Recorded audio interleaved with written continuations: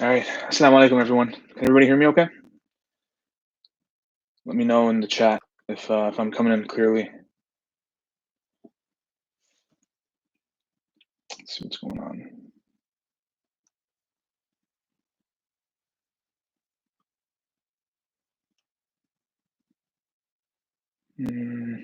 Okay, no response.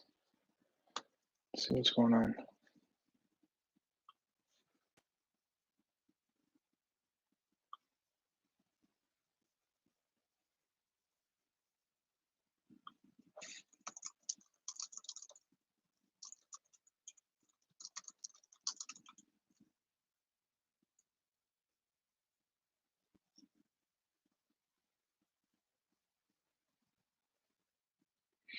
Okay, let's just make sure everything's ready to go, and then we'll get started.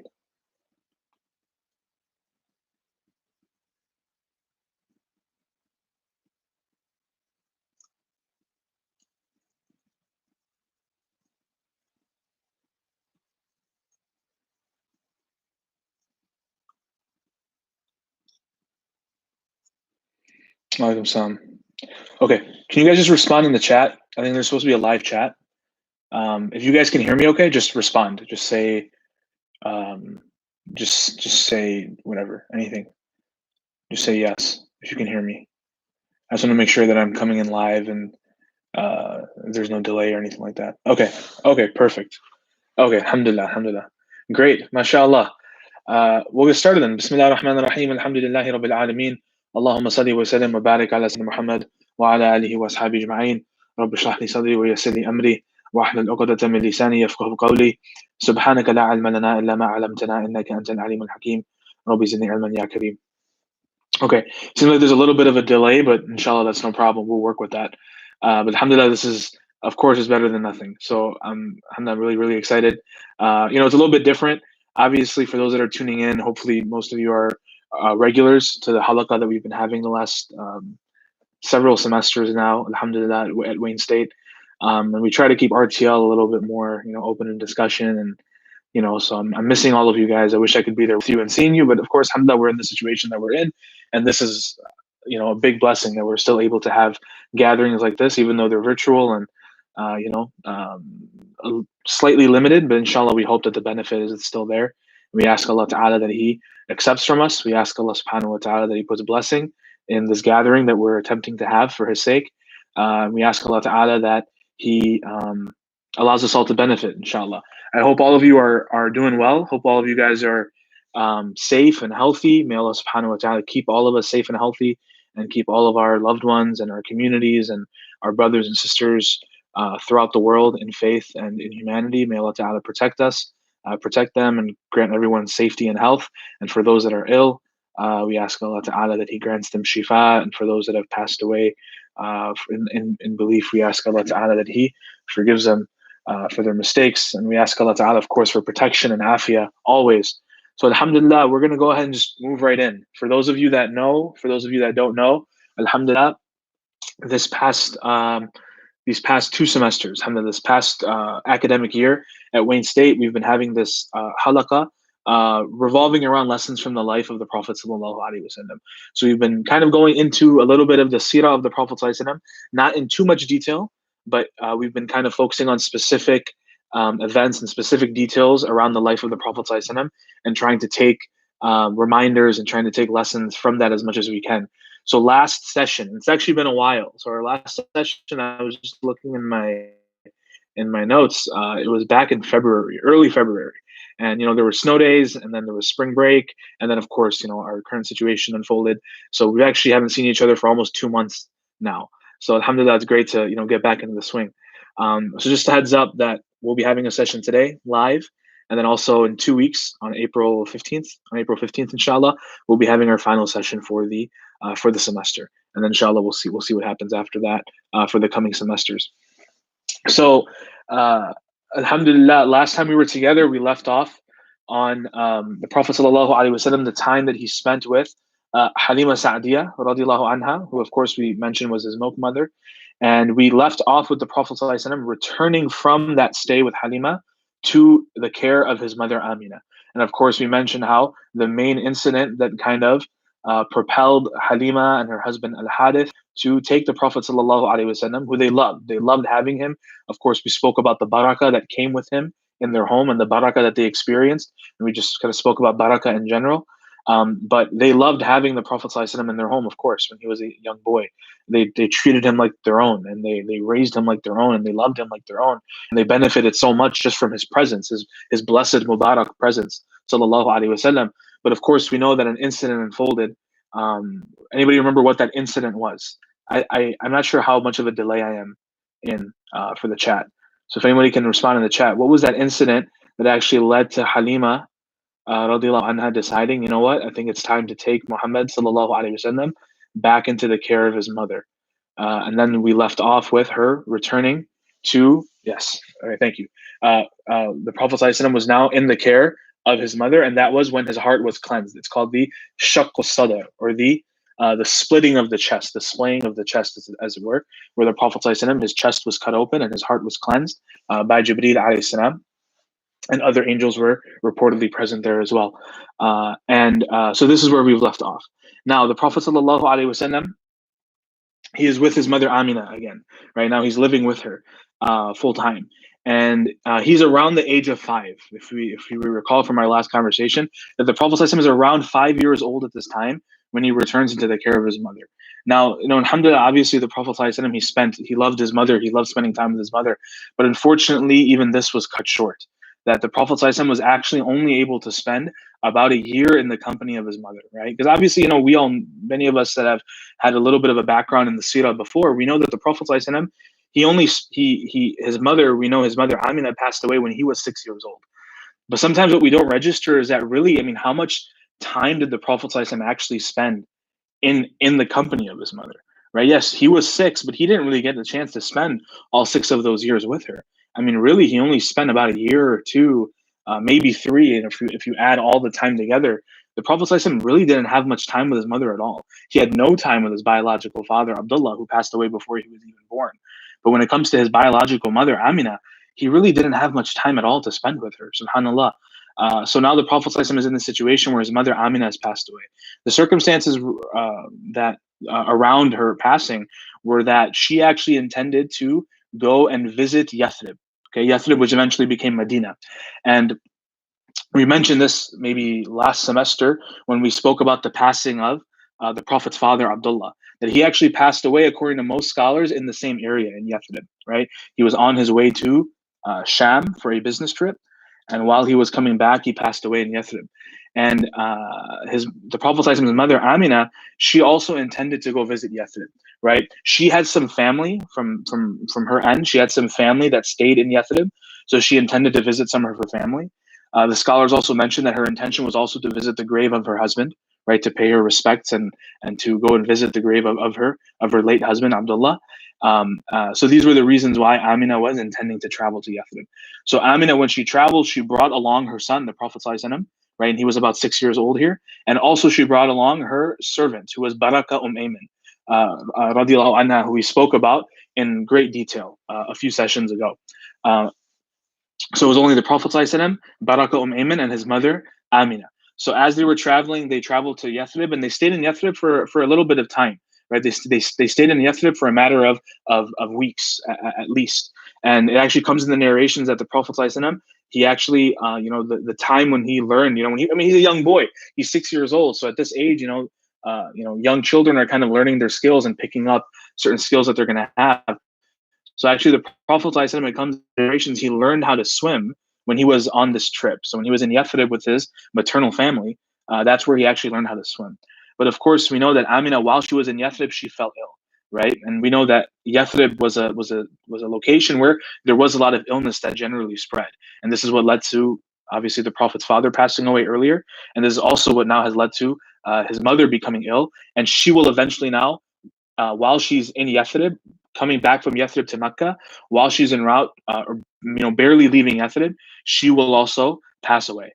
right? The Prophet ﷺ's mother Amina. So obviously we can only imagine, right? We can't even really put into words what kind of pain the Prophet ﷺ must be experiencing here. The Prophet ﷺ never having met his father, and now his mother, who he's only spent a little bit of time with, she's also now taken back by Allah subhanahu wa ta'ala. So the Prophet ﷺ is a young boy, but of course we know that Baraka Ayman was there. And that's kind of like a common theme we found in her life when we spoke about her, for those that recall. A few weeks ago, Baraka was always there. When the Prophet ﷺ was born, she was there. When the Prophet ﷺ passed away, she was there. And now here, when the Prophet ﷺ really needs somebody, he needs a mother, right? His mother is now gone, and he needs someone to just tend to him, take care of him, bring him back home. Baraka Ayman is there, radiallahu anha. What an amazing human being. What a blessed woman who was able to have that kind of proximity and that kind of time with the Prophet ﷺ, and was able to provide that kind of care to the Prophet ﷺ. So Baraka now brings the Prophet ﷺ home. Now the Prophet ﷺ is obviously, he's heartbroken at losing his mother. So now there's someone that needs to come in and take care of him. And the person that took the Prophet ﷺ into his own care was, of course, many of us know, the Prophet ﷺ's grandfather, Abdul Muttalib. And Abdul Muttalib had a deep love for the Prophet ﷺ. Obviously, grandparents love their grandchildren. Right? Anyone here who, you guys, mashallah, I'm sure, you all have grandparents. May Allah Ta'ala grant them, good health and long lives. Or for those that have passed away, may Allah Ta'ala envelop them in His mercy. But we obviously know grandparents and grandchildren. That's a very strong bond, especially from the grandparents' end, right? Grandparents, they love their grandbabies, and of course Abdul Muttalib, he loved his grandchildren. But Abdul Muttalib had a special relationship with the Prophet Muhammad ﷺ that he didn't have with any of his other children or grandchildren. It actually comes that Abdul Muttalib, he was now it's important to know that Abdul Muttalib was actually the chief of the Quraysh at this time, right? He was the most well-respected, the most well-known, the most influential person in the entire area. And nobody messed with Abdul Muttalib. Nobody touched Abdul Muttalib. Nobody violated the right of Abdul Muttalib, especially within the Quraysh, within that area. People knew that Abdul Muttalib was like the godfather, right? He was the chief of the people there. And it comes that Abdul Muttalib, his throne, right? You could call it that way. When there's a big king, a person that leads a community, a person that's like the top person in that entire area, they generally have a place where they reside, a place where they rule over, or a place where you can go find them, like an office or a throne, right? Abdul Muttalib, what was his throne? The place that he would normally spend a lot of time was where? In the shade of the Kaaba, right? What a throne, right? Subhanallah, what a throne. Abdul Muttalib he would spend time leaning against the Kaaba in its shade. And this is kind of where Abdul Muttalib would spend much of his day, just kind of sitting by the Kaaba. And when he was sitting by the Kaaba, there would be like a mat that he would sit on, just to make sure provide him a little bit of comfort, right? Obviously, he's sitting there for a considerable amount of time. So there would be like a mat that was laid right in front of the Kaaba, and Abdul Muttalib would sit on it, and he would lean against the Kaaba. And when he was sitting there, when he was in this situation, in this state, people would not bother him. Obviously, some people would come and they would meet him, they would speak with him, but nobody would dare sit on the mat next to him, right? That was like the throne of the king, right? You could say. That was like Abdul Muttalib's, that was his spot. And nobody was ever allowed, nobody was ever invited to come sit next to Abdul Muttalib on that mat, or sit on that mat when Abdul Muttalib's not there. Except for who? Muhammad sallallahu alaihi wasallam, right? When he was a young boy, right? Just around the age of 6, 7. When he was that young, not even Abdul Muttalib's own sons, right? Not even people like Abu Talib or Hamza or anyone like this. No one was allowed to have that kind of access except Muhammad sallallahu alaihi wasallam, right? Abdul Muttalib had a very deep attachment to his grandson Muhammad sallallahu alaihi wasallam, and he took care of him. Of course, gave him the best care that he possibly could, right? Considering the circumstances that the Prophet sallallahu alaihi wasallam has lost both of his parents, Abdul Muttalib gave him. He gave him his heart and soul, right?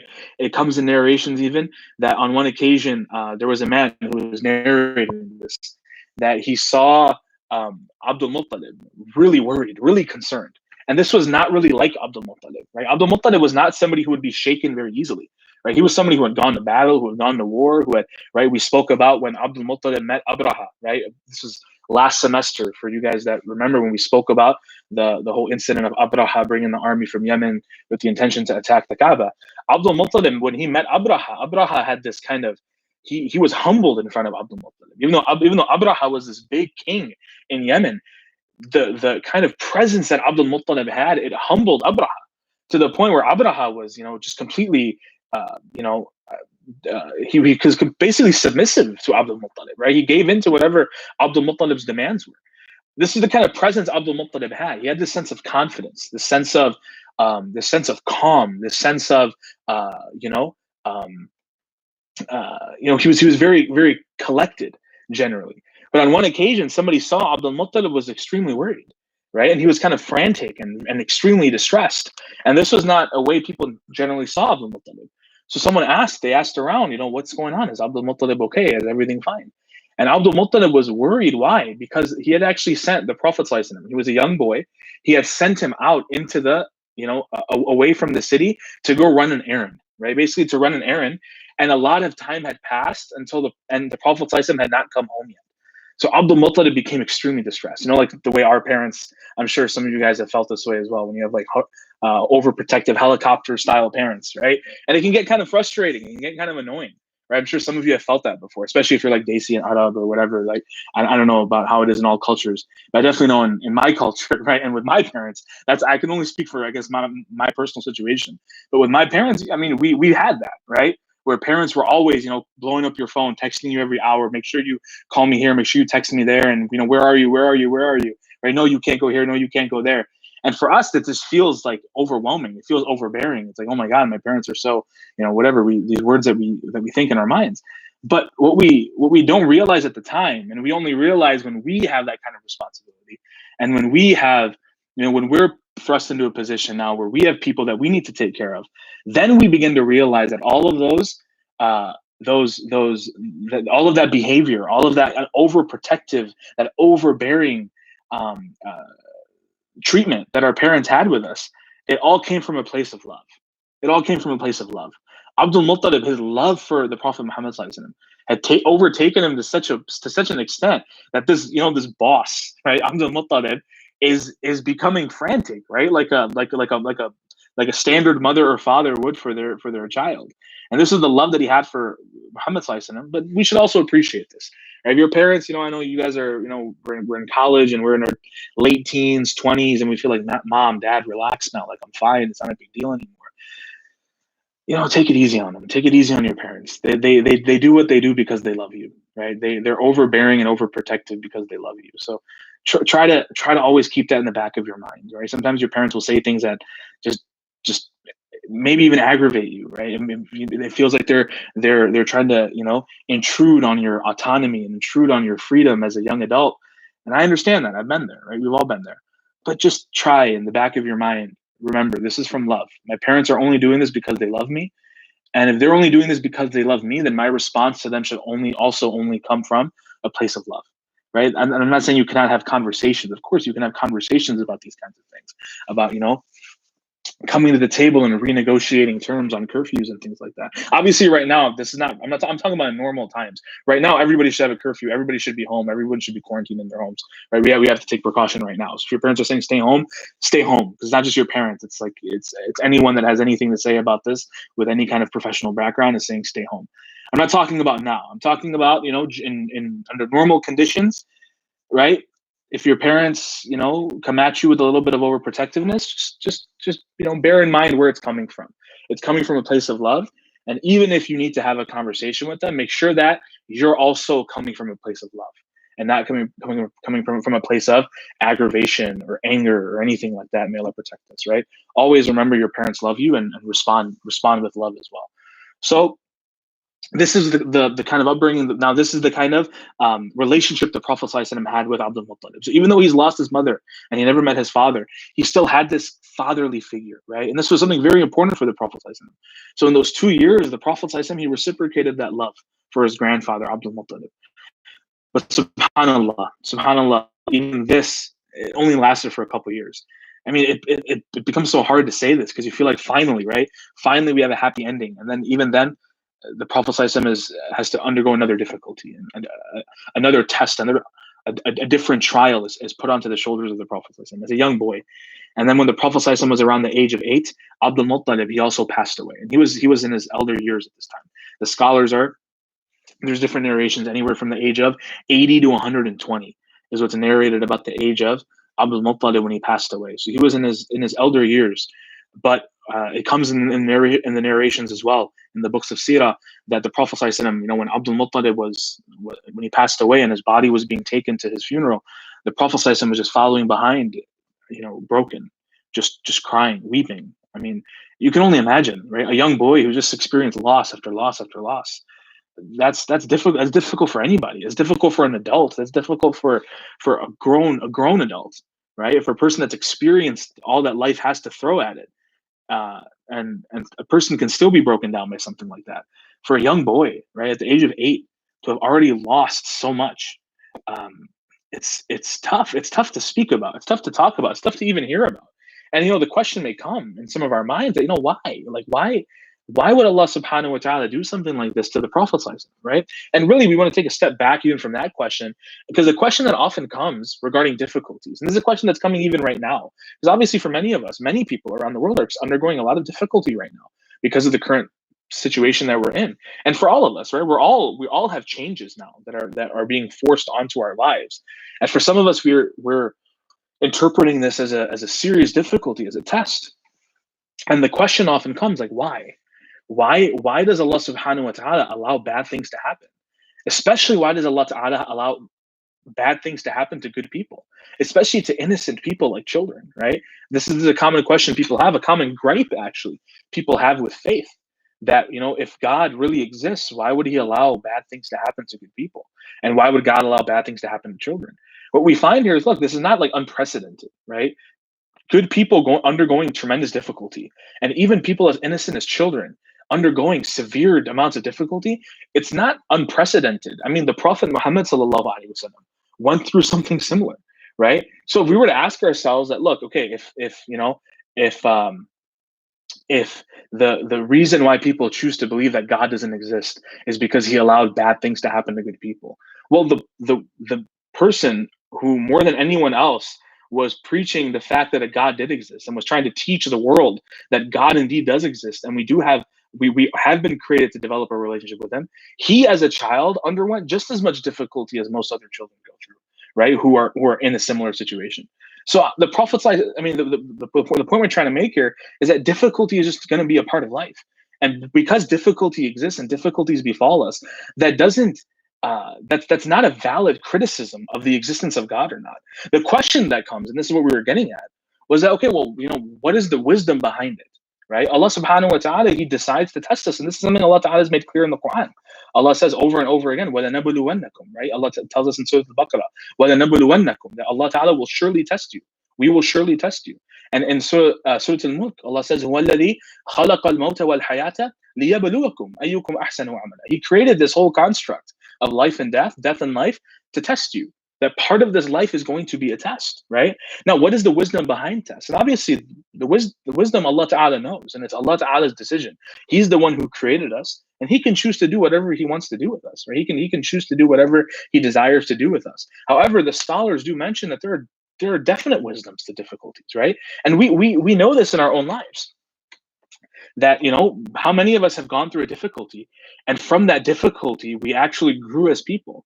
From those difficulties we learn things about ourselves, or learn things about our condition that we otherwise wouldn't have been able to, right? How many times have we gone through something that seemed like it was a difficulty at the time, but then later on we fast forward a little while, and from that difficulty came tremendous good. um, Through difficulties, we develop certain skills about ourselves. Difficulties, they shape us, they mold us into the people we become. And we face other difficulties later on in our lives that we're able to deal with in a stronger fashion than we would have been able to otherwise, if we didn't undergo those, if we didn't, go through those difficulties earlier on in our lives. There's many wisdoms to it. In particular, when we ask the question, why did the Prophet ﷺ have to go through this difficulty? Right? He's the most beloved servant to Allah. He is the most beloved of people to Allah Subhanahu wa Ta'ala that ever existed. So why is it that Allah Ta'ala decided to test him? Right? The first thing we learn, and this is kind of what we've already mentioned, that we learn here that just because you undergo difficulty in your life does not mean that Allah Subhanahu wa Ta'ala is not happy with you. It does not mean Allah Subhanahu wa Ta'ala doesn't love us. It doesn't mean that Allah Subhanahu wa Ta'ala na'udhu billah hates us. That's not what it means. And just because a person undergoes ease in their life, it doesn't necessarily mean Allah Subhanahu wa Ta'ala is happy with them. right? We learn here the most beloved of creation to Allah underwent some of the most difficult, some of the most challenging difficulties that any human being could go through. So it's important to know that difficulty in and of itself is not a it's not a measuring tool of the displeasure or the pleasure of God. It's just not, right? Everybody will go through some kind of difficulty. Now the question is that, you know, why, right? Why? And there's many wisdoms to this, right? And the first wisdom that many of the scholars mention is that Allah subhanahu wa ta'ala desired to connect the Prophet ﷺ to him at an early age, right? And we find this that through our difficulties, oftentimes, right? Actually, let me take a step back. You know, the question that also comes, right, is that when I experience a difficulty in my life, how do I know it is just a test that is meant to bring me closer to Allah? And how do I know if it's a punishment from Allah for something that I've done? Right? Because we do know from the Quran and from the Hadith that sometimes when we experience difficulties in our lives, when we experience challenges in our lives, sometimes they are manifestations of punishment from Allah subhanahu wa ta'ala. They are manifestations of the displeasure of Allah subhanahu wa ta'ala. May Allah protect us from that. However, sometimes when we face those same difficulties or challenges, they're actually not the manifestation of Allah's displeasure, but in fact, they are just tests for Allah subhanahu wa ta'ala to bring us closer to him through. So then the question comes, well, how do I know which is which? When I'm experiencing a difficulty, like even right now, people are having this conversation with the whole coronavirus situation. And how do we know if this is a punishment from Allah, right? Is Allah subhanahu wa ta'ala punishing me? Or is Allah subhanahu wa ta'ala punishing us through this difficulty? Or is this difficulty a test from Allah to elevate us closer to him through it? How do we know which it is? And what's very interesting is what the scholars mention generally is that you will know whether a difficulty is a punishment or is a test depending on how you respond to it. That we will know whether a difficulty Allah subhanahu wa ta'ala sends to us is a punishment or a test depending on how we respond to it. Meaning that if a difficulty befalls us and through that difficulty we draw further away from Allah, we forget Allah, we lose hope in Allah, we lose hope in ourselves. We say, okay, well, this difficulty's hit me. Now, forget everything, right? I'm just gonna go and do whatever I want to do now, and I'm gonna, take matters into my own hands, and I'm going to, et cetera, et cetera. I'm going to completely lose hope and stop doing things that are good, right? This happens, right? People undergo a little bit of poverty. Poverty is a difficulty from Allah. Now, how do we know whether that poverty Allah subhanahu wa ta'ala sends is a punishment or that poverty is just a test that's meant to bring us closer to him? A person that is impoverished can respond in one of two ways. They can be patient, right? They can be patient and they can ask from Allah subhanahu wa ta'ala. And despite the fact that they're in a situation of being deprived of something that they need, they continue to obey Allah subhanahu wa ta'ala and they don't engage in disobedience like stealing and things like that. And if that's how a person responds, then that difficulty was a test to bring that person closer to Allah, and that goal was achieved. But if a person in that same difficulty decides to break the law of Allah, decides to steal, decides to complain to Allah, decides to lose hope in Allah, decides to turn away from making dua to Allah, decides to forget Allah and say, well, Allah, if this is how you're going to treat me, then I don't need you. This is sometimes how people respond to difficulties. If that's how a person responded, then that was a punishment. That was a punishment, and that's clearly a punishment. What worse punishment could there be for a person than for a person to become distant from their Lord? Right? What more punishment could there be, right, than for a person to be distanced from their Lord in this life and then be distanced from their Lord for eternity in the hereafter? May Allah protect us from that. So that's how we know what difficulties are meant to be. So firstly, primarily, these difficulties that the Prophet ﷺ went through, all this loss, all this personal loss, right? Losing his parents, losing his grandfather, Abdul Muttalib. The scholars say it was meant for Allah Ta'ala to, or we should say that Allah subhanahu wa ta'ala meant these difficulties to be a means for the Prophet ﷺ to draw nearer to Allah subhanahu wa ta'ala. Right? The Prophet ﷺ, despite these difficulties, he responded with patience. He responded with connecting to Allah subhanahu wa ta'ala in whatever way he could at that time. And of course, we also know, and this is actually mentioned by Ibn Ata'illah, rahimahullah, one of the great scholars of the past. Ibn Ata'illah would say that know that whenever Allah subhanahu wa ta'ala pulls you away from his creation, it is because he desires to pull you closer toward him. Right? And there's a paraphrase of this quote. But Ibn Ata'illah has said that no, understand that whenever Allah subhanahu wa ta'ala decides to pull you away from his creation, right? Pull you away from people you love, pull you away from the environments you love, pull you away from the things that you love. Whenever Allah subhanahu wa ta'ala does that, know that what is actually happening, it's not that a door is closing, but what is even though a door is closing from our perspective, what's really happening is Allah ta'ala is opening the door of nearness to him. That's what's happening, right? And that's what we should appreciate. That's what happened here with the Prophet ﷺ, that the Prophet ﷺ was being taught from early on, or from an early age, that as these doors close in your life, know that Allah subhanahu wa ta'ala is always there, right? And this kind of trial that the Prophet ﷺ went through at an early age actually facilitated for the Prophet ﷺ and built him into uh, the kind of servant that he was of Allah subhanahu wa ta'ala, where he had more reliance than anybody else could possibly have. He knew from an early age that this, whether people come or whether people go, whether circumstances are good or circumstances are bad, Allah subhanahu wa ta'ala is always there. Right? He was trained in this way from an early age through the difficulties he went through. For us, we should also be reflective over this, especially right now, especially in the circumstances that we're in. So what I just mentioned was that we know if a difficulty is a punishment or a test depending on how we respond to it. So we should also, in our current context, right, we're dealing, we're isolating ourselves at home and we're quarantining and social distancing. And for a lot of us, it feels like a difficulty.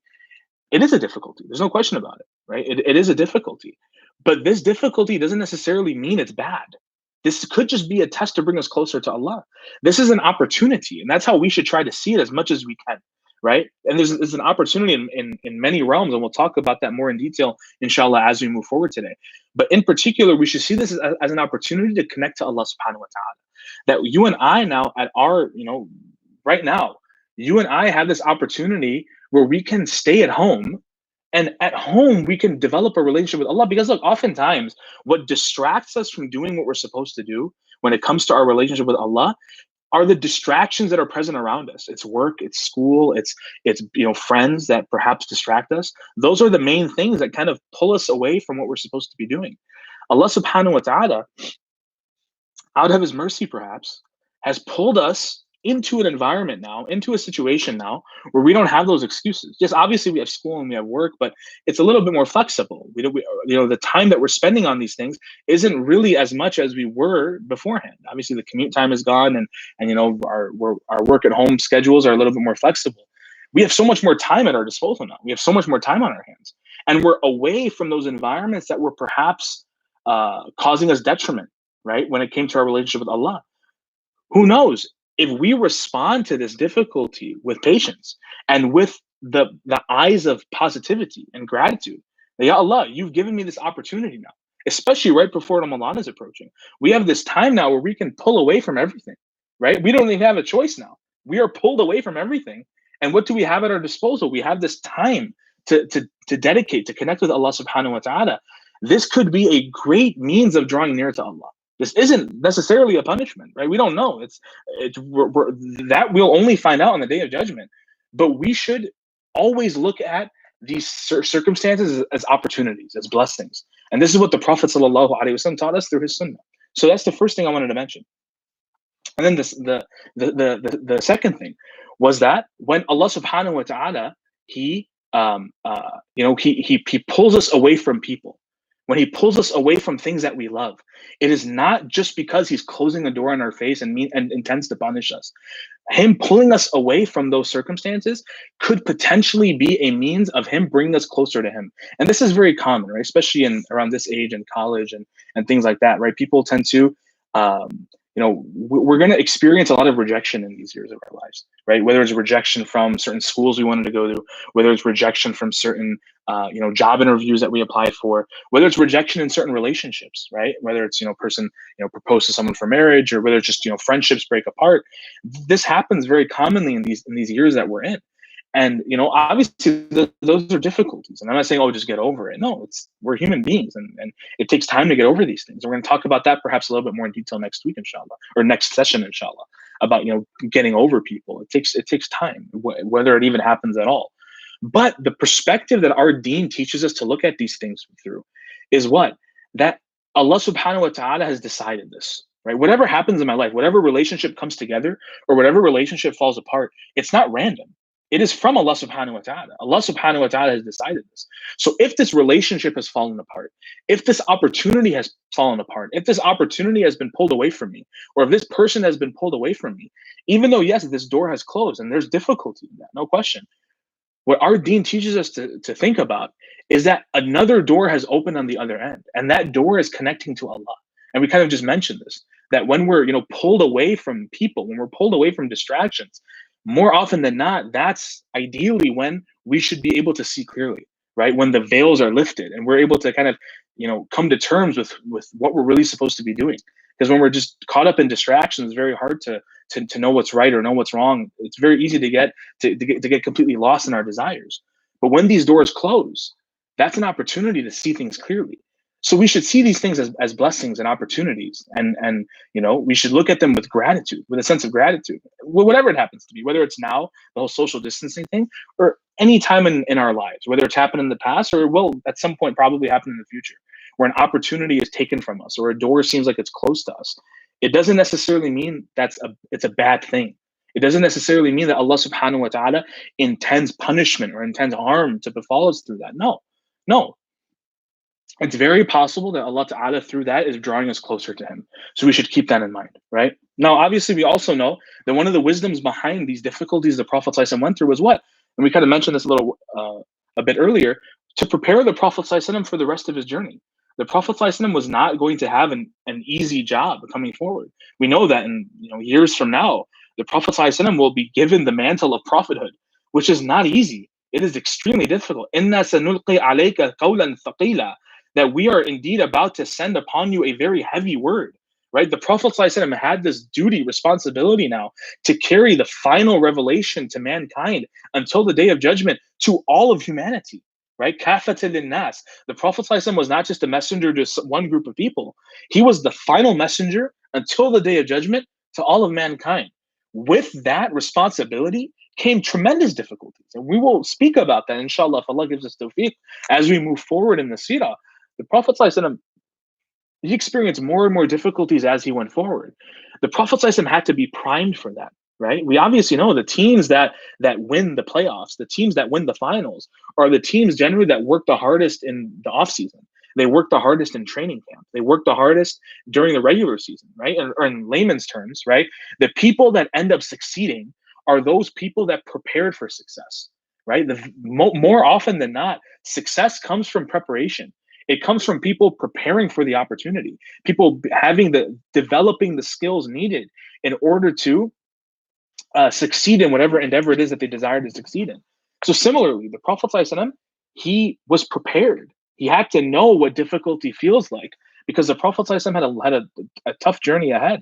So that's one of the wisdoms. If the Prophet ﷺ wasn't prepared from such an early age, then perhaps when the difficulties started hitting, as the Prophet ﷺ went further in his life, it may be possible potentially, right, that the Prophet ﷺ wouldn't have been able to handle them with the grace and the fortitude with which he did, right? So there's wisdom in that, and even for us, right, when we go through difficulties, right? If you look back, if everybody looks back, right, I can look back in my own life, and there's times, in the moment when I was experiencing a difficulty, when I was pulled away from something or pulled away from someone, or pulled away from something that was very valuable to me or very beloved to me.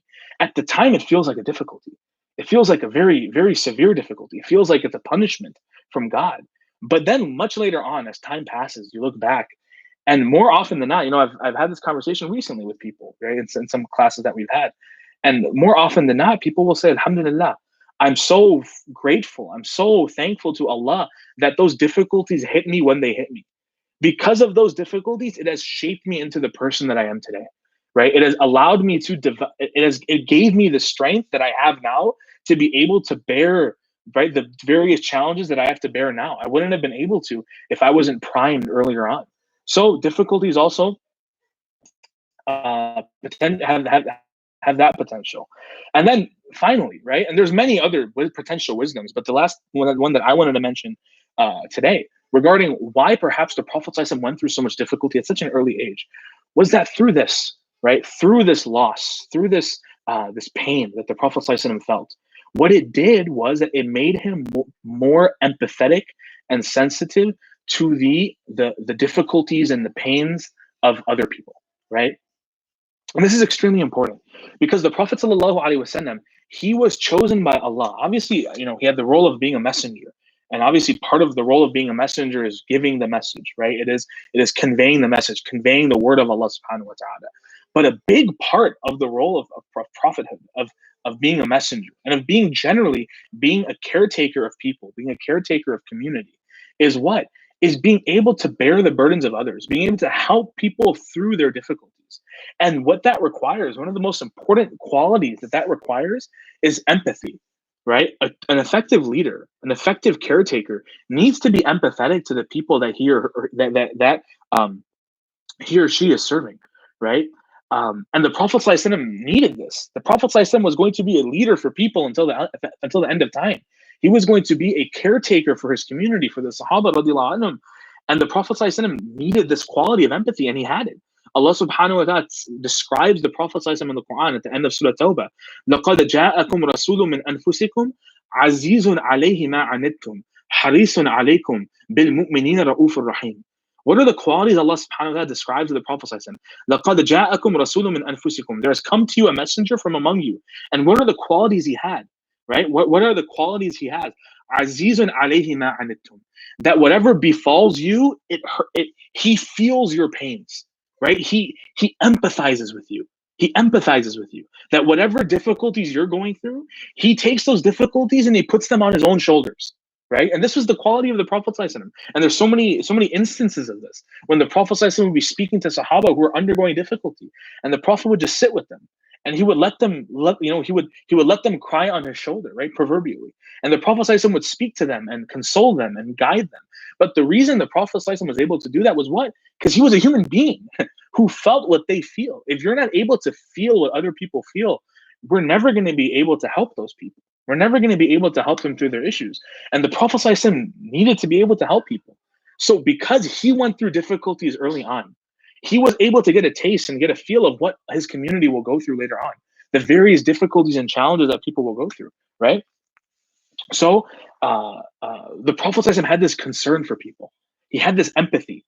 And one of the wisdoms behind him undergoing these difficulties early on is so he could develop this sense of care and concern for people. And this is arguably, one of the most important sunnah, if not the most important sunnah of the Prophet, right? When we talk about sunnah, oftentimes we think of just the external. And yes, the external is blessed. If the external of the Prophet wasn't so blessed, then the Sahaba radiallahu anhum wouldn't have made such an effort to preserve it in ahadith and preserve it in their words and in their actions. Of course, the external of the Prophet is extremely valuable and important. But just as important as the external is the internal, if not more important, is the internal. Right? Because really the Prophet ﷺ, he was sent, right? When we look at the hadith of the Prophet ﷺ, the Prophet ﷺ says himself that I was sent by Allah to perfect character. That the reason why Allah Ta'ala sent me as the final prophet was to perfect people's character, to perfect people's internal. So when we speak of sunnah is not just external. Yes, external is a very important part of it. But just as important, if not more important, is the internal state of the Prophet ﷺ. And what was, primarily when we look at the internal state of the Prophet ﷺ, beyond his relationship with Allah Ta'ala, secondary to that was what? His deep care and concern and fikr for the people around him. The Prophet ﷺ truly cared. And there's a beautiful hadith that we find where the Prophet ﷺ said that whoever relieves a Muslim of a burden in this life, that if you have a brother or sister that is undergoing a difficulty in this life and you try your best to relieve that person of that burden, then Allah subhanahu wa ta'ala will relieve your burdens in this life and the next life. For the person that goes and tries to relieve the burdens of another believer in this life, tries to help them, right? They're undergoing difficulty. They're, obviously these days, right now, there's so many people that don't have enough to provide, right? Labor workers and things like this that are being laid off of work, or their hours are being cut and they don't have enough money to provide for themselves, provide for their families. And people are carrying a lot of burden right now. And if we're able to, if we're in a position to help, the Prophet ﷺ taught us that we should try to help them. We should try to take some of that burden off of their shoulders and relieve that burden. And what will be the response? What will be the potential benefit? That if we relieve a burden of someone else, then Allah will relieve our burdens, not just in this life, but in the akhirah, when we're really going to need our burdens relieved. May Allah Ta'ala relieve our burdens in the hereafter and in this life as well. But the hadith continues. The Prophet doesn't just say that. The same hadith continues. And the Prophet says that whoever covers the fault of another person in this life, then Allah subhanahu wa ta'ala will cover that person's fault in this life and the hereafter. That it's not just removing a physical burden, but also removing it's not just removing an external burden, but also removing an internal burden. That part of removing burdens for one another is not just helping them through their difficulties, but also if a person makes a mistake, instead of exposing that person, what does the Prophet teach us here? Cover that person, right? Don't expose them to the community, but hide their mistakes from the community. Help them through their mistakes. And what does the Prophet say? Then Allah subhanahu wa ta'ala will cover our mistakes in this life and the next life. And isn't that what we desire? And then the Prophet continues, and finally he says, and Allah will be always in the service of his servant as long as his servant is serving his brother or sister. Meaning Allah subhanahu wa ta'ala will always be serving us. Isn't that strange? Shouldn't it be that we are the ones serving Allah? We are the servants of Allah subhanahu wa ta'ala. We are the ibadullah. We should be the ones serving Allah. What does the Prophet say? That Allah will be helping us. Allah will be serving us as long as we are serving other people around us. As long as we are serving our brothers and sisters. This is a very, very important sunnah of the Prophet ﷺ, and a very, very important part of our deen, to feel what other people feel and to try to help them through their difficulties as much as we can. And again, this is an opportunity for us. This is an opportunity for us right now, right? There are people undergoing difficulty right now. And this is an opportunity we have that perhaps we haven't had before. More often than not, when we think of the people undergoing difficulty, it's people, away from us, people in other cities in the country or in other countries around the world. And we feel like, the most we can do is maybe send a little bit of money and make dua. And that's very important. That's the most we can do. We should do that. But now, subhanAllah, Allah subhanahu wa ta'ala has brought us an opportunity to help people, perhaps next door to us, our next door neighbors, right? People down the street, definitely people in our city, right? So we should avail ourselves to this opportunity and see that this is an opportunity for me to relieve a person's burdens so that my burdens can be relieved. And for me to cover a person's faults so that my faults can be covered. And for me to help others so Allah subhanahu wa ta'ala can help me, right? But this all goes back to this quality that the Prophet had of empathy, right? And he developed that empathy through the difficulties he went through. And that's really one of the powers of difficulties, right? Is that, sometimes we think back in our lives and we went through a lot of challenges, right? For some of us, maybe we were very distant from the deen, right? And everyone at some point that's a relative term, right? at any given point, a person is distant or closer, right? It depends on where you are. But if we can look back in our lives, for some of us, I'm sure we probably feel that at some point in our lives, we were very distant from Allah. And we look back on that time with a lot of regret and a lot of remorse and a lot of grief. And, for moments we should, right? Obviously, when we look back, we should apologize, we should make tawbah, we should feel remorse. But once that tawbah is done, once we have apologized to Allah, we have a good opinion of Allah. We have husnul dhan of Allah. We believe that Allah Ta'ala is merciful. And Allah Ta'ala loves to forgive his servants. So once we feel regret and remorse for our past, we turn to Allah in remorse and repentance, and we trust Allah Ta'ala has accepted that. And then we move forward. We don't look back in the past. We move forward. However, when we look back in the past, and it's natural, right? We're going to look back and we're going to feel regret that, oh my God, I should have never been doing that. I should have never been there. Now, this is something that we've been taught by our mentors, is that we should now look back at perhaps Allah Ta'ala put us through those challenges so that we can now be in a position to help people that are going through those same challenges today. Right? And without going into specifics, but everybody has their demons. Everybody has their past that they went through. And it's possible Allah put us in that position so that we have empathy for people that are going through that same thing today. Right? I mean, the people that are the sponsors in groups like Alcoholics Anonymous and Narcotics Anonymous, right? These groups that get together to help people get off of their addictions of alcohol and other substances. The people that end up being the sponsors and the leaders and the mentors in those groups are what? People that themselves were addicted not long ago. Why? Because you need to be able to, it's very hard to help people unless you've walked a mile in their shoes, as they say, right? So we have this opportunity. Don't look at your demons even as a negative. Yes, if you haven't made tawbah, then yes, it's a negative. Make tawbah, turn back to Allah, be sincere, shed some tears, and then move forward. And then look back at whatever it was in the past and see it as an opportunity, that I can use that to help people that are undergoing the same difficulties now, right? So it comes back to empathy. It all comes back to empathy, right? The Prophet ﷺ went through some of these difficulties so he could empathize with the people that he would serve. And we ask Allah Ta'ala, He allows us to carry that same quality of empathy and care and concern for the people around us, right? And then we don't have much time, we have about 10 minutes left. But we see that now through the next few years of the life of the Prophet ﷺ. So now where are we? The Prophet ﷺ is 8 years old. Okay, he's 8 years old. And his father has passed away, his mother has passed away, his grandfather has passed away. Now he's 8 years old, right? And now the Prophet ﷺ, he enters into the care of who? Someone say it in the chat. Right? After the Prophet ﷺ, his grandfather Abdul Muttalib passed away. Who is the person that ended up taking care of the Prophet ﷺ? For now the foreseeable future, for the next about 15 to 20 years, some odd.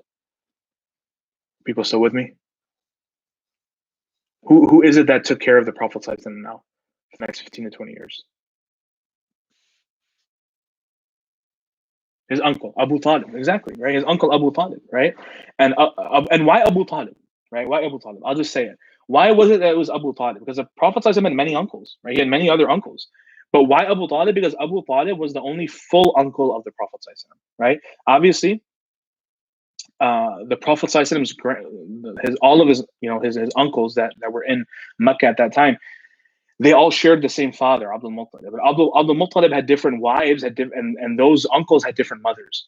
But the only full blood uncle of the Prophet ﷺ, right, where he had the same father and the same mother as the Prophet's father, Abdullah, was Abu Talib. Right? Abu Talib had the same father, Abdul Muttalib, and the same mother as well.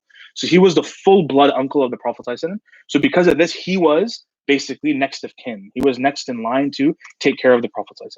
And Abu Talib, when he took the Prophet ﷺ into his own home, he had just as much care as he had just as much love for the Prophet ﷺ as Abdul Muttalib did as well, right? He loved the Prophet ﷺ, and it comes in the narrations as well that he favored the Prophet ﷺ above above his own children. He favored them and took care of them above his own children, even, right? And he had a lot of love for the Prophet, and this love carried. It continued until the day Abu Talib passed away, right? He had a tremendous amount of love for his nephew. He had a love for his nephew, and that's why Abu Talib made some of the sacrifices he made. Obviously, there was that one final sacrifice he wasn't able to make, and we'll get to that when we get to that, inshallah. But he made a lot of sacrifices for his nephew. Why? Because he loved the Prophet ﷺ, right? And the Prophet ﷺ was this beautiful young child. And we're speaking about this concept of empathy, and there's three incidents in the life of the Prophet ﷺ that I briefly wanted to touch on, right? If we have a little bit of time, and I might go a little bit over my time, so please bear with me.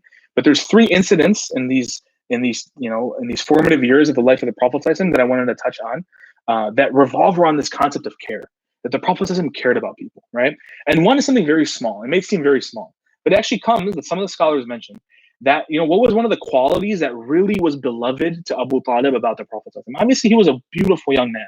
He was around 8 years old, right? Abu Talib took care of the Prophet ﷺ from the age of 8 till the age of 25, until the Prophet ﷺ got married. So for about 17 years, Abu Talib took care of the Prophet ﷺ. And when the Prophet ﷺ was in these formative years, right, from 8 till his teenage years, 20s, he had beautiful qualities. But one of the qualities that actually stood out was what? That the Prophet ﷺ always put others above himself. He always put others above himself, right? And how was this manifested? That when he was a young boy, when he was, imagine, 8 years old, 9 years old, 10 years old. For those of you who have ever had like a dinner party at your house and there's kids there, right? Even if you had like a dinner party and you order the pizza and you put the pizza out and there's like 8 years old, 9 years old, 10 years old kids, right? And they what happens when you put the pizza out? You say pizza. What happens? The kids just come running. They don't. Single file line, all that stuff is out the window. That's for school. They leave that behind, and what do? They run for the pizza. They make a mad dash for it, and they just grab whatever they can. They just try to stuff whatever they can into their own faces. Right? There's no sense of protocol. There's no sense of like adab or etiquette that's seen. It's nowhere to be seen in such scenarios like that. Why? Because they're kids, and it's really not excusable. Obviously, we should teach our kids some of these etiquettes. What am I saying? Some of us are college students, and it's the same thing, right? When food's on the table, everyone just makes a run for it. No waiting, no sitting, no waiting for the people around us. We just make a mad dash for it. But what was very interesting, and at the time of the Prophet ﷺ, when he was this young boy and he had his cousins in his home, right? Abu Talib, he had other children that he was taking care of in his he was taking care of in his home, in his home. And whenever there was dinner time or there was a meal time, right? They would tell the children it's time to eat. And what would the children do? They would do what children do. They would run towards the table. They would grab whatever they could, and they would just stuff it as quickly as they could in their faces. But the only child that wouldn't was who? Was Muhammad sallallahu alaihi wasallam. The Prophet Muhammad sallallahu alaihi wasallam, young boy, 8, 9, 10 years old. Okay, he would come and he would wait for all of his cousins to eat. Okay, everybody who was there, cousins, anybody else, he would wait for them to eat. Once they were all done, then he would go and see if there was any food left for him. Right? He had this kind of etiquette, this adab, that let people go before me. Let people go before me. Put others above. Put. He would put others above himself. And what would happen? Abu Talib, he actually began to see that that this is what's happening. He began to take notice that my nephew Muhammad sallallahu alaihi wasallam, he's not eating. I don't even see him eating anymore, and the reason why is because he's waiting for everyone else to eat. So what Abu Talib and his wife began to do, they actually began to make a separate bowl just for the Prophet sallallahu alaihi wasallam. So they would put the main meal out, let the kids come, and then there'd be a separate plate left, so the Prophet sallallahu alaihi wasallam would still have something to eat. Right? But what do we learn from this? The Prophet, this empathy that he had, he was very, he had a very soft heart towards people, even as a young boy, right? He had this soft heart and he put others above himself. And that's something we can learn from. We can learn from even the young Prophet ﷺ, as a young boy. I mean, subhanallah, he had more adab than any of us can really say about ourselves. Subhanallah. But we should also be people that put others above ourselves. Let people go, let people take, right? If there's people that are in need, put them above ourselves, right? We should just do what we need to do to our point of need. And then everything above that, we should put others above ourselves as much as we can, inshallah. There's a second incident that I wanted to speak about. And this is something called the Hilf al-Fudul. This is a very famous incident. But when the Prophet ﷺ was a teenager, okay, when he was in his teenage years, a very interesting incident happened in Mecca. It's very long and detailed. I don't want to get into it too much. But just a little bit of background, because we're going to need it. There was this man that came from Yemen. Okay, he was like a businessman. He came from Yemen on basically to buy and sell, right, in Mecca. So he came from Yemen. He was buying and selling in Mecca. And there was one man that was there. His name was Al-As ibn Wa'il. Okay, he was one of the Quraysh. Okay, and this man Al-As, he engaged in a business transaction with him. Okay, he engaged in a business transaction with him, and Al-As told this Yemeni man that, look, I'm interested in buying your merchandise. I will buy it, but the problem is I don't have money on me right now. So let me, I'll take the products and I'll use them for a day, and then tomorrow when I see you, I'm still going to be here. Tomorrow I'll pay you tomorrow, basically like an IOU, right? And the Yemeni man said, okay, that's fine. You're a person of Quraysh, and the Quraysh are known to be trustworthy people. That's fine. I'm going to be here. I'm not leaving yet, so I'll give you the products. I'll give you the merchandise now, and then tomorrow you can pay me, right? So this transaction happened. The next day, this Yemeni man, he went to go find Al-As ibn Wa'il because they had made an agreement to meet in this certain place, and Al-As never showed up. So this Yemeni man went and began to ask around, hey, where is this? I had this agreement with this man, and this is what he looked like, and this was the terms, and I haven't found him. Where is he? And he eventually was pointed in the direction of Al-As. He ran into Al-As ibn Wa'il, and he said, hey, we had an agreement. What happened? You were supposed to pay me today. And Al-As said, what do you mean? What agreement? Completely pretended like he didn't even know what was happening.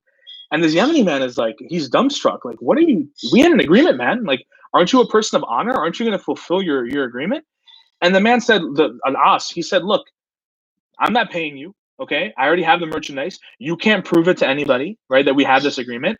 And even if you can prove it to people, you're nobody. You're a traveler. You have no tribe with you, and I'm a man of Quraysh. My people are going to back me up. And you know what? Al-As was right, because we know at that time the tribal system in the Arab world was such that even when a person's rights were violated from the other side, the squad would back up the squad. That's just how it was. Even when they were wrong, even when they knew their own people were in the wrong, they would just back up their own people just because of blood ties, right? And this is very despicable. Obviously, we're supposed to stand for what's right, regardless of who says it or on whose side we're on. But this was the situation at the time. This Yemeni man was so heartbroken and so aggravated, and he was in disbelief that how could a group of people act this way? What kind of animals are these people? So what did this man do? This Yemeni man. This Yemeni man went to the Kaaba. He stood by the Kaaba and he called all the people. And he basically explained about his situation. And he said, what's wrong with you, people of Mecca? Aren't you people of nobility? Aren't you the sons of Abdul Muttalib? Aren't you these great people? And this is how you're going to treat a traveler? You're going to treat somebody weak like me like this, right? Um, uh, you know, uh, uh, how is that possible? So what happened? One of the uncles of the Prophet, someone who actually passed away before the Prophet received revelation, his name is Zubair. Okay, Zubair ibn Abdul Muttalib. We don't hear about him much because he passed away before the Prophet received his first revelation. So Zubair actually went. He actually heard this man crying and speaking about his condition, and Zubair was like, "This is not okay. Right? What you're saying is not okay. It's not okay to cheat someone like this. It's not okay to just side with people just because they're your blood, even though they're the ones in the wrong and they're the ones cheating." So Zubair, what he did is he gathered a group of noble men of Quraysh. He gathered them in the house of somebody in that area, and they signed this treaty, this pact. And this pact was called Al-Hilf al-Fudul. Okay, Hilf al-Fudul. And this pact was basically said that if anyone's rights are violated in Mecca ever again, then everybody will stand for the rights of that person, regardless of what tribe they come from or regardless of where they're from. That there's not going to be any more of this. I'm going to stand with my people because they're my people, whether they're right or whether they're wrong. We're squashing that right now. And this treaty was signed, and all the local people, they signed this treaty. Right. And this is a very big deal. Why am I mentioning this? Because the Prophet, when he was a teenager, he actually narrates that he was present in this gathering. Okay. He was present. He was there as a young man, right? And in his teenage years, right? In his formative years, he's present when these noblemen from his people are agreeing on something that's so amazing, right? That's such a good agreement, right? Of standing up for the rights of others, regardless of where they're from or what lineage they have or what bloodline they're from, right? And the Prophet, he actually said much later on that I was present in that home where this agreement was signed, right? And I would not trade if someone were to come to me and offer me a herd of red camels. Okay, this is something that we don't really understand because our understanding of value is very different than the understanding of value back then. But basically, it's like if somebody were to offer me like a flock of cars, like a flock of Ferraris, right? Really, like that's really what's being offered here. Because red camels were basically the most valuable form of transportation for the Arabs. And that wasn't just transportation, because camels were transportation. Camels were also sources of food. Camels had a lot of benefit for the Arabs. So basically, the Prophet's saying, if somebody were to basically come here and offer me $1 million, I still would not give up my place in that gathering. And if someone were to say, here's $1 million, don't show up today to sign this agreement, the Prophet ﷺ was saying many years later that if someone offered me $1 million not to show up, I would have still showed up and turned down $1 million. What does this show? The Prophet ﷺ, his passion for serving others and taking care of others, especially those that were downtrodden, to stand up for the rights of others that are in need. Right? Again, this empathy that the Prophet had that developed from a young age. Right? He was a young boy putting others above himself, and even now in his teenage years, making sure that he was present in places where the rights of others are taken care of. So what does this say for us as Muslims? We should also be present in those kinds of gatherings and those kinds of contexts where there's an opportunity to stand up for the rights of people that are being marginalized. That is an Islamic endeavor. Right, that is an endeavor from the Sunnah of the Prophet. And the third point I wanted to mention that very briefly we'll touch on is what? That the Prophet, when he was also in his teenage years, so not only was he present in gatherings like this, but the Prophet actually decided when he was a teenager, right, a young man, he wasn't in his 20s yet, he was in his teens, he decided he wanted to now go out and start working, okay? And this was something that wasn't very common, right? Especially for the noble men of Quraysh. Because the Quraysh, they were known for one trade and one trade only. They were known for one career and one career only, and that was being a businessman, right? It was buying and selling, being a merchant. And generally, to become a merchant, you didn't start being a merchant when you were that young, right? Going on caravans, going on routes, dealing with people. That happened a little bit later on in your late teens, early 20s, right? The Prophet was a young teenager at this time. And he said, I want to go out and start working, right? And there really wasn't much for him to do. No caravan was going to hire him as a merchant that young. There really wasn't much he could do. The only thing that he was able to do was be a shepherd, right? That there were farmlands and there were people that had cattle and animals that needed to be tended to. And being a shepherd is something that's it's not a very glamorous profession, right? You're cleaning up after animals, cleaning up after their excrement and things like that. You're feeding them. You have to be very patient. You're dealing with a flock of animals. It's not easy. It's very difficult. very humbling job. But the Prophet ﷺ took it. And why did he take it? Right? The scholars mention, why was it that the Prophet ﷺ was so eager to start working? Obviously, he was becoming a man and he wanted to go out and be responsible. But specifically, what did the Prophet ﷺ want to be responsible for? He was growing up in the home of his uncle Abu Talib. And what's known about Abu Talib was that he was always somebody who was very poor. And he had many children of his own, right? Abu Talib had his own family. He had many children of his own. And Abu Talib himself was somebody very poor. He had a very tough time making ends meet. And despite that, Abu Talib brought the Prophet ﷺ into his home when he was a young boy. And he treated him like he was his own.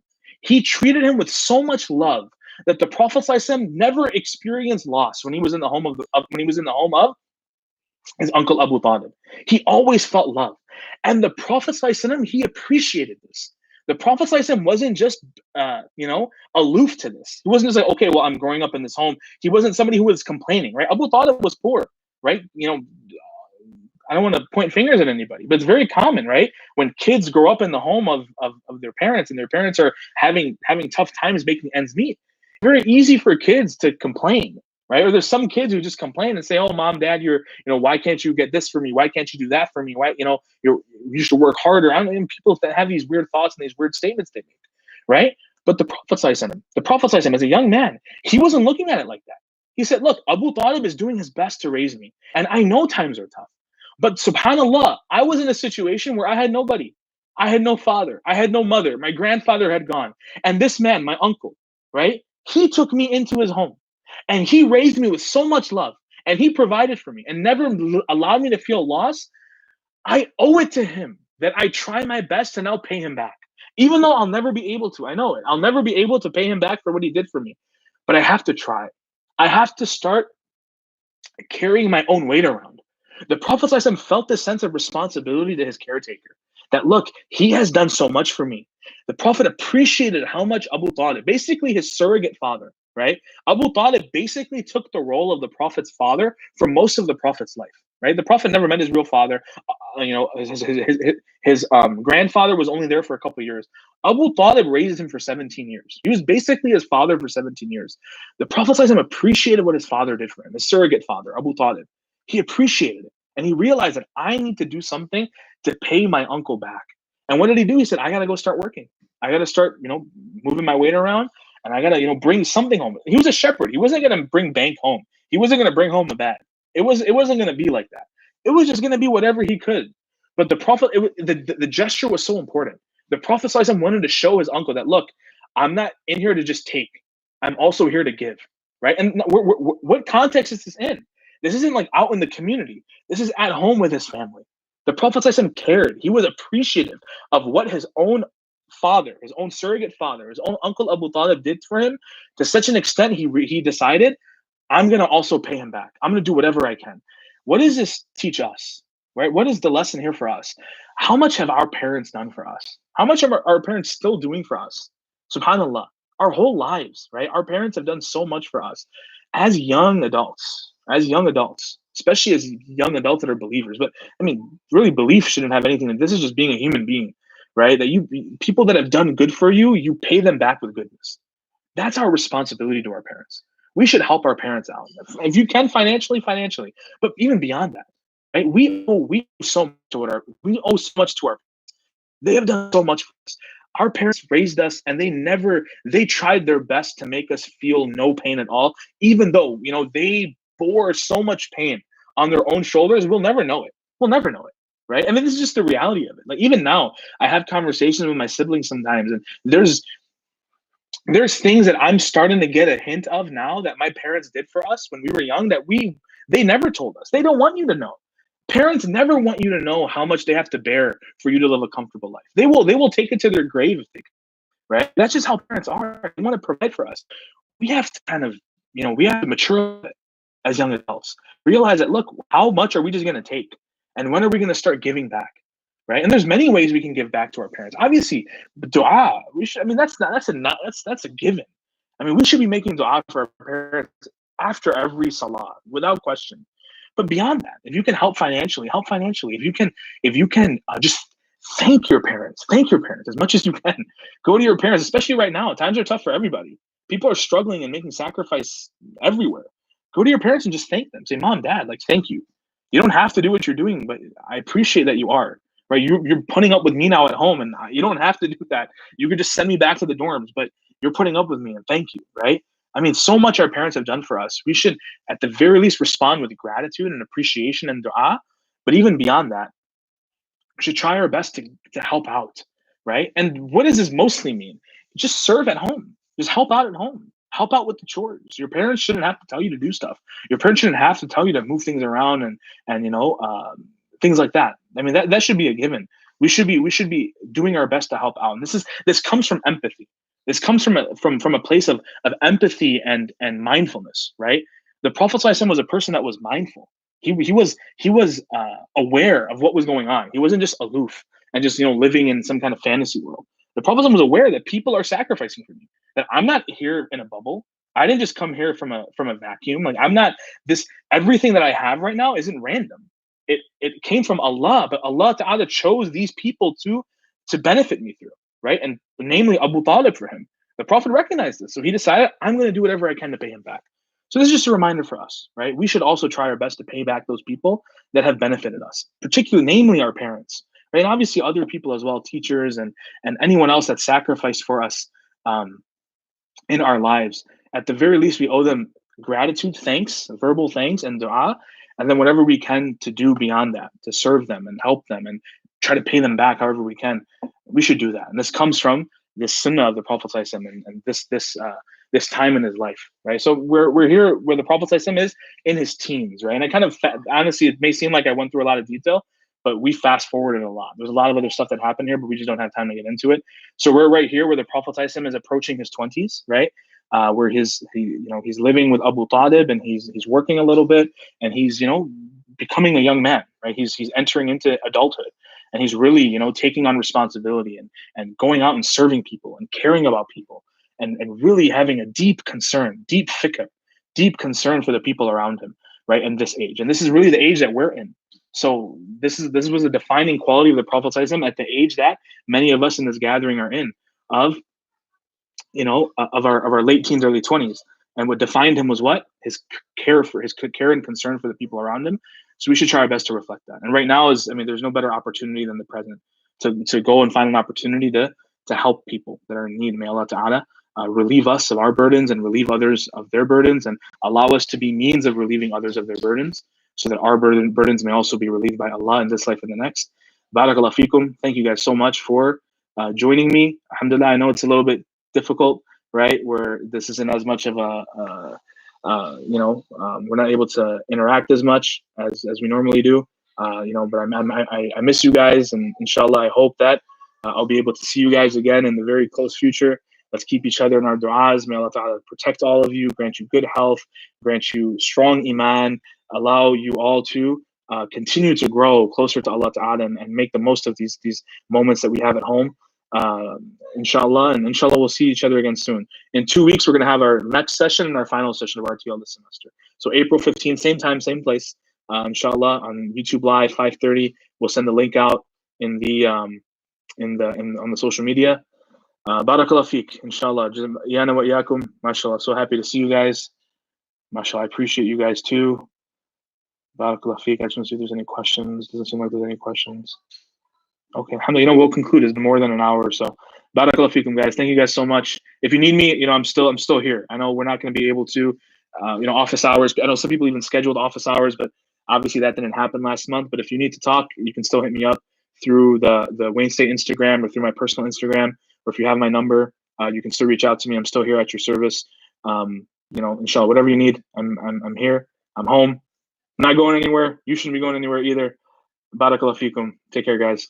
We're up in the colors, by the way. I don't know if you guys noticed, but I got to put it on. I have to climb out of my PJs and put these on. So, got you guys. Barakallahu feekum. I'll see you guys in 2 weeks. Assalamu alaikum wa rahmatullahi wa barakatuh.